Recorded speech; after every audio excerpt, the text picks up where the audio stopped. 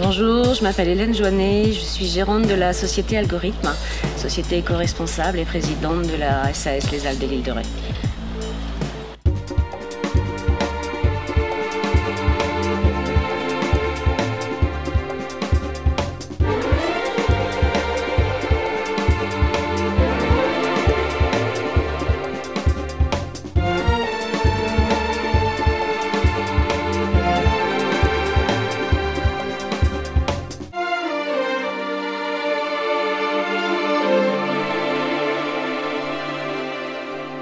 L'algorithme est né vraiment d'une idée de vouloir faire du bien à l'océan. On a étudié, on a cherché, et sur un microcosme qui est quand même assez réservé, qui est le canton nord de l'île de Ré, on s'est rendu compte et on a appris que les bancs d'algues, il n'en restait plus que 10% par rapport à la génération de mes grands-parents. Et là, on s'est dit qu'il y avait encore un manque. On a été voir les Bretons qui n'ont jamais oublié l'exploitation de l'algue. Et en se formant et en revenant ici, on a pris l'objectif de travailler les algues pour les faire revenir, avec une technique qu'on a apprise et qui équivaut à de la botanique maritime, c'est-à-dire qu'on les entretient de telle manière à ce qu'ils en donnent plus. Nous, on prélève 10 tiers d'un banc d'algues.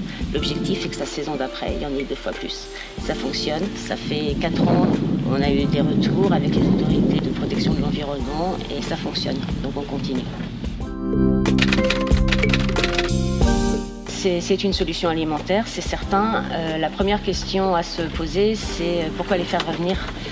C'est-à-dire que si on n'entretient pas le peu qui reste, on n'en mangera déjà plus demain.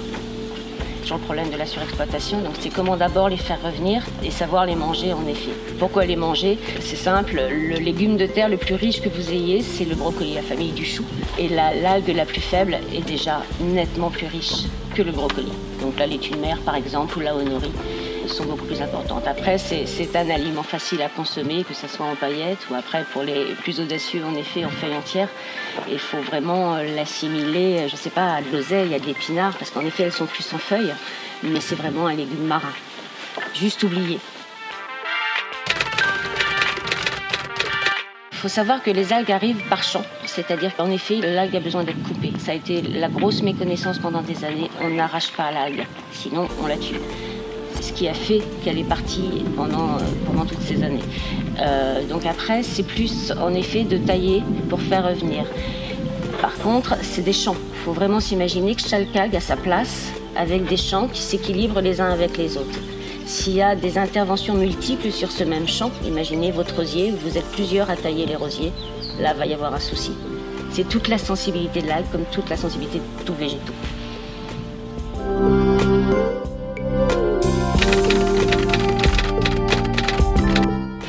Alors, les algues que nous trouvons sur l'île de Ré sont identiques à celles que nous pouvons trouver en Bretagne, en beaucoup moins grosse quantité et en effet, nous n'avons pas encore toutes les espèces.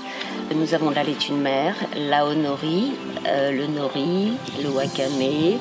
Toutes ces algues sont en général les plus connues, sachant que le nori c'est le sushi, maki, voilà, vous les connaissez quand même. Le Chondrus crispus, qui est la agar-agar, donc en effet on la connaît aussi et c'est des algues qui sont énormément utilisées dans toutes sortes de produits. On sait qu'il y a déjà beaucoup d'algues dans les produits que nous consommons. Et le haricot de mer, la gracilaria aussi arrive, mais en plus petite quantité. On privilégie toujours la qualité et la protection.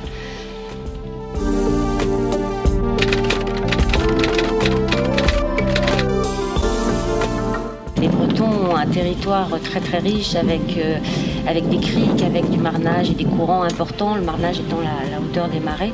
Donc c'est un contexte complètement différent de notre canton nord de l'île de Ré. Après, il y a d'autres paramètres, celui de l'ensoleillement, on a plus de soleil. On est quand même protégé depuis 40 ans par Natura 2000 au niveau de l'environnement, entre autres.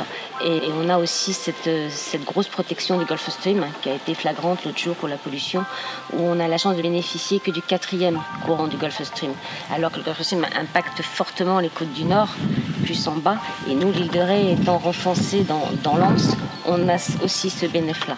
Donc voilà, c'est tous ces paramètres-là qui permettent permettent d'avoir une algue différente en proportion, donc en quantité, en espèces aussi, étant donné qu'en effet les laminaires ont besoin de plus de courant, donc la Bretagne est plus propice pour elles. Et la valeur ajoutée que nous on donne à nos algues, c'est un traitement très soigneux de passage dans des jacuzzis à l'eau douce qui sont lavées avec de l'air et de l'eau, et une déshydratation très douce à l'abri du soleil, dans une chaleur modérée, on ne dépasse jamais 40, donc on garde toutes les propriétés de nos algues. C'est des valeurs auxquelles on tient, et si on n'a pas la même biomasse que les Bretons, on s'y emploie en tout cas.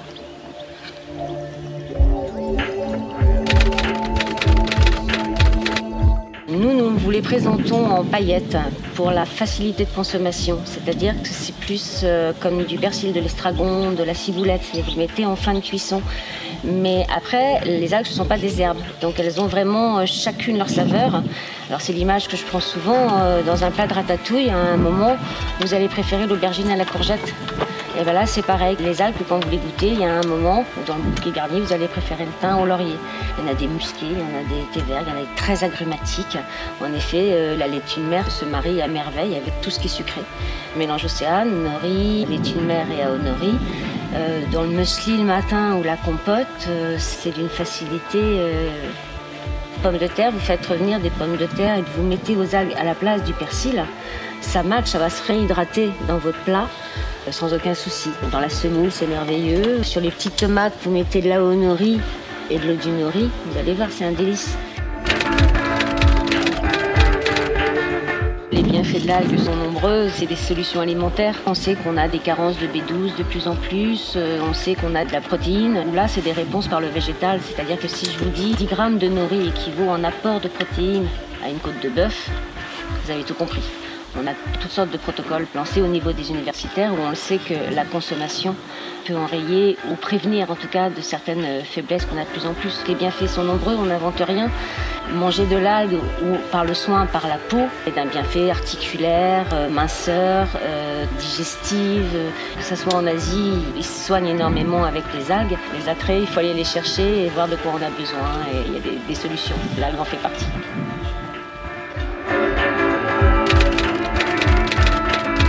Ça fait partie des aliments ou des solutions en effet de demain, je pense, pour les générations à venir. Les enfants d'ailleurs sont assez friands de l'algue, ils n'ont pas ce filtre culturel et ils aiment ça. Quand je parlais botanique maritime tout à l'heure, c'est quelque chose de précieux, de local, et on travaille l'algue ici et pas ailleurs.